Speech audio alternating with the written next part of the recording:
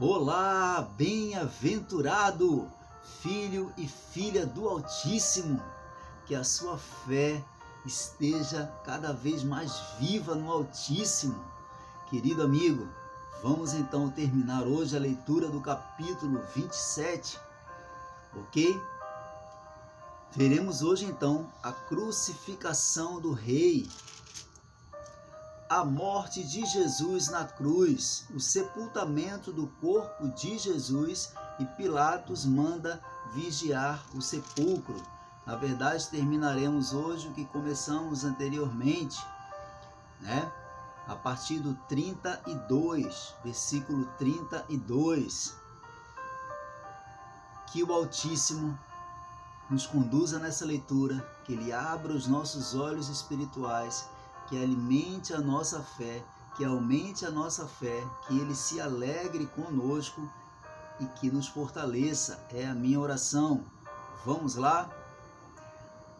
32. Assim que saíram, encontraram um homem da cidade de Cirene, chamado Simão, e o obrigaram a carregar a cruz. Cirene, região do norte da África, que hoje se situa na Líbia. Então, este africano, nosso irmão Simão, foi obrigado a carregar a cruz. Chegaram a um lugar conhecido como Gólgota, que significa lugar da caveira, um monte fora dos muros de Jerusalém, semelhante a uma caveira humana. 34. Deram-lhe para beber uma mistura de vinho com absinto, mas ele, depois de prová-la, negou-se a beber. O Talmud, que é um livro básico judaico com as tradições, as tradições dos judeus, diz que era costume oferecer ao condenado antes da crucificação uma bebida anestesiante, que algumas mulheres piedosas de Jerusalém mandavam preparar às suas custas. Continuando. 35. E aconteceu que, após sua crucificação, dividiram entre si as roupas que lhe pertenciam, jogando sorte. Mais de 900 anos antes de Cristo, Davi escreveu, está registrado em Salmos 22, uma dessas profecias. Lembra que eu tenho falado para vocês que as profecias iriam se cumprir e estavam se cumprindo nos mínimos detalhes? Então, grave aí. Aconteceu que, após a sua crucificação, dividiram entre si as roupas que lhe pertenciam, jogando sortes. Lá em Salmos 22 está escrito, Davi escreveu: uma multidão de cães me cercou, um bando de malfeitores me envolveu, traspassaram minhas mãos e meus pés. Posso contar meus ossos um a um, mas as pessoas me encaram com desprezo. Dividiram as minhas roupas entre si e lançaram sortes pelas minhas vestes. Então, veja aí o que estava acontecendo, as profecias se cumprindo, uma a uma, repito, nos seus mínimos detalhes. 36. E se acomodaram ali, para o vigiar. Acima de sua cabeça, fixaram por escrito a acusação forjada contra ele. Lembra qual foi o grande motivo para o crucificarem, O crucificarem? Então escreveram: este é Jesus, o Rei dos Judeus. Com muita ironia e sarcasmo, com certeza fizeram isso.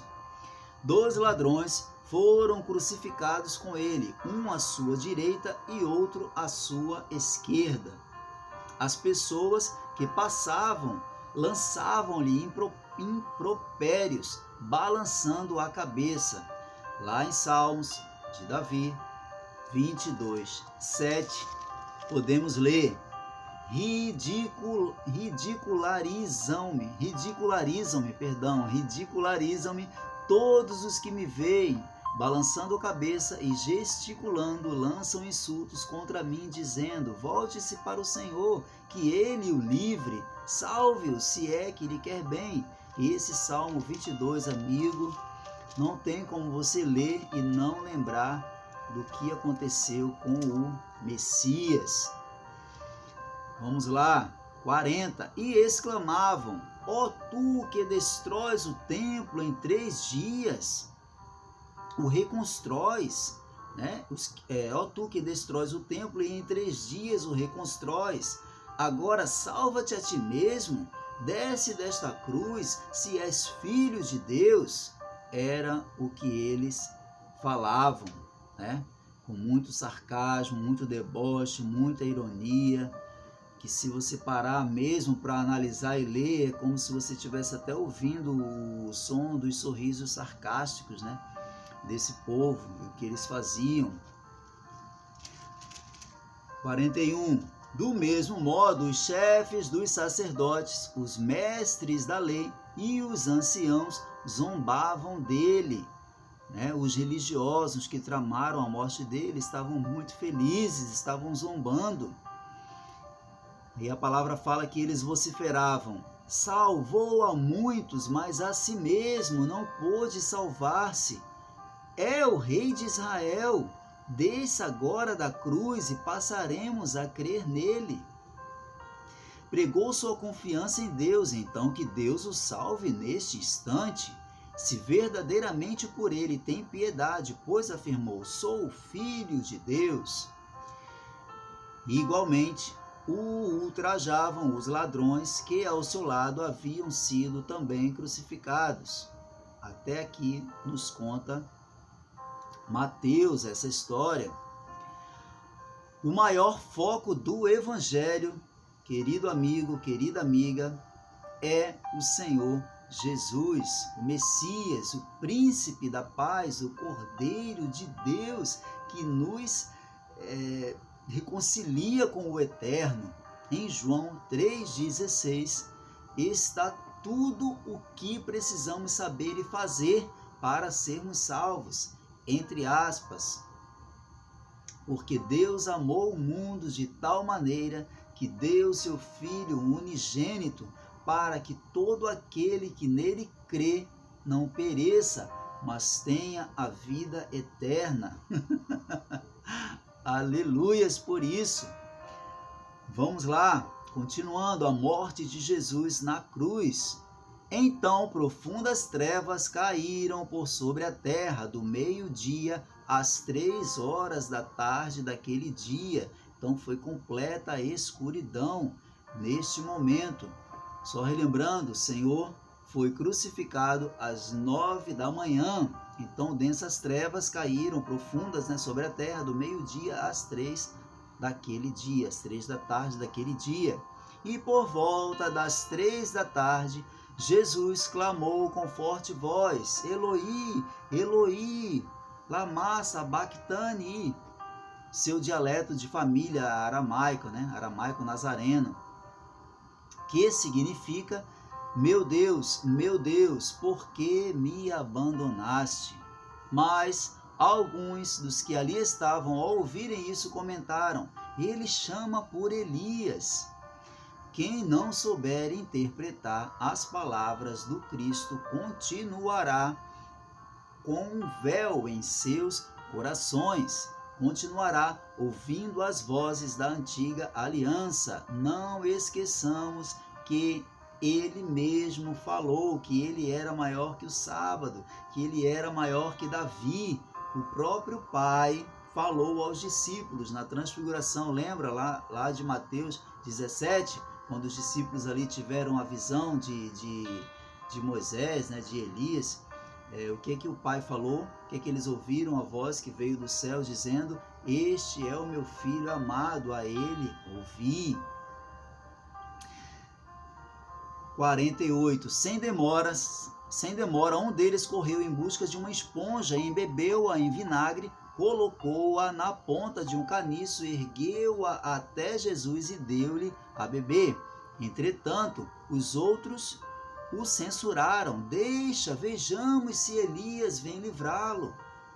Então Jesus exclamou uma vez mais em alta voz e entregou o Espírito. No mesmo instante, o véu do santuário rasgou-se e em duas partes, de alto a baixo, a terra estremeceu e fenderam-lhe as rochas. Amigos, o véu do templo ocultava o lugar santíssimo. Flávio Josefo, historiador judeu e fariseu, disse que esse véu media um pouco mais de 18 metros de altura, tinha cerca de 10 centímetros de espessura, sendo tão forte que 4 juntas de boi não conseguiriam rasgá-lo, Com certeza, só Deus poderia fazer isso. Que nunca esqueçamos, o véu do templo se rasgou. E aqui sim, Deus se inicia então a nova aliança. O templo era o centro da vida religiosa dos judeus. Ali funcionava o culto religioso, com todas as festas e cerimônias. Funcionava a economia, era o lugar mais seguro, para se guardar o dinheiro, os dízimos, alimento. Funcionava as classes sociais, os fariseus, saduceus, sacerdotes e etc. E o poder político se concentrava todas as autoridades ali.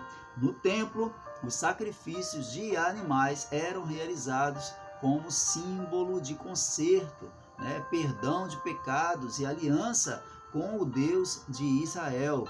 Lá existia então um véu que separava o lugar mais santo do templo, um lugar precioso, onde o sumo sacerdote podia entrar somente uma vez por ano. Arão, irmão de Moisés, foi o primeiro homem a entrar no Santo dos Santos. 2 de seus filhos tentaram entrar lá e foram mortos pelo fogo que saiu de diante do Senhor. Continuando, o que aconteceu? O véu se rasgou, a terra estremeceu, fenderam-lhe as rochas, os sepulcros se abriram e os corpos de muitos santos que haviam morrido foram ressuscitados. E deixando as sepulturas, logo após a ressurreição de Jesus, entraram na cidade santa e apareceram para muitas pessoas. E aconteceu que o centurião e os que com ele vigiavam a Jesus, vendo o terremoto e tudo o que se passava, foram tomados de grande pavor e gritaram: é verdade, este era o Filho de Deus. Estavam presentes várias mulheres observando de longe, eram discípulas que vinham seguindo Jesus desde a Galiléia para o servirem. 56, entre as quais estavam Maria Madalena, Maria, mãe de Tiago e de José, e a mãe dos filhos de Zebedeu. Pessoas ressuscitaram, entraram em Jerusalém e apareceram para muitas pessoas. O centurião e os que com ele estavam, vigiavam a Jesus, passaram a acreditar que ele era o Filho de Deus, que não seja preciso vê-lo voltar entre as nuvens para crermos. Ele mesmo falou: bem-aventurados os que não me viram, mas creram. As mulheres ficaram com ele até o fim. Sepultamento do corpo de Jesus. Ao pôr do sol, chegou um homem rico de Arimateia, por nome José, o qual havia se tornado discípulo de Jesus. Teve ele uma audiência com Pilatos para pedir-lhe o corpo de Jesus, e Pilatos ordenou que ele fosse entregue. Então José tomou o corpo e o envolveu com um lençol limpo de linho e o colocou em um sepulcro novo, o qual ele próprio havia mandado cavar na rocha. e fazendo rolar uma grande pedra sobre a entrada do sepulcro, retirou-se. Estavam ali assentadas em frente ao sepulcro Maria Madalena e a outra Maria. Para terminar, Pilatos manda vigiar o sepulcro. No dia seguinte, isto é, no sábado, reuniram-se os principais sacerdotes, os fariseus, e foram até Pilatos e argumentaram. Aí eles falaram, né? Senhor, recordamos-nos de que aquele enganador, enquanto vivia, prometeu, passados os 3 dias, ressuscitarei. Era o que ele falava, né? Manda, portanto, que o sepulcro dele seja guardado até o 3º dia, para que não venham os seus discípulos, e, raptando o corpo, proclamem ao povo que ele ressuscitou dentre os mortos, e esta derradeira fraude cause mais dano do que a primeira. Ao que ordenou Pilatos: levai convosco um destacamento, ide e guardai o sepulcro como melhor vos parecer. Destacamento, 4 soldados, né? 4 soldados. Último por hoje, seguindo eles, organizaram um sistema de segurança ao redor do sepulcro e, além de manterem um destacamento em plena vigilância, lacraram a pedra. Então, de 3 em 3 horas havia ali a rendição, né? Bom, amigos, 2 juízes, então, né, que não compactuaram com o que fizeram com o Messias, cuidaram, né, do sepultamento, de toda esta parte. José de Arimateia, né, o lugar, e Nicodemos, de acordo com João 19, né? E aí a gente vê aqui, eu termino relendo o 61, estavam ali assentadas em frente ao sepulcro, Maria Madalena e a outra Maria, e as mulheres então continuaram ali com ele. Inúmeras pessoas fizeram parte desta história, né? Umas, mesmo estando mortas, reviveram, outras vivas morreram, mataram. Umas abandonaram o Messias, outras, pelo Messias, mesmo morto, não se sentiram abandonadas. Preferiram se agarrar à sua fé e não duvidaram das palavras dele.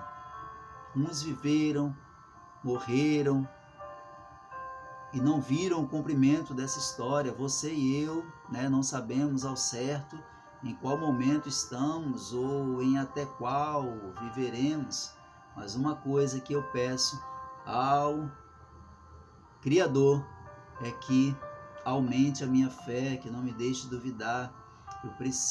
Eu quero acreditar nas palavras do Messias, que ele aumente esta fé, em sua vida, na sua família, entre os seus parentes, nos seus amigos, porque é a fé que nos sustenta, que nos fortalece, que nos faz ver o invisível, que traz à existência o que não existe, e só Ele para fazer-nos acreditar nesta palavra.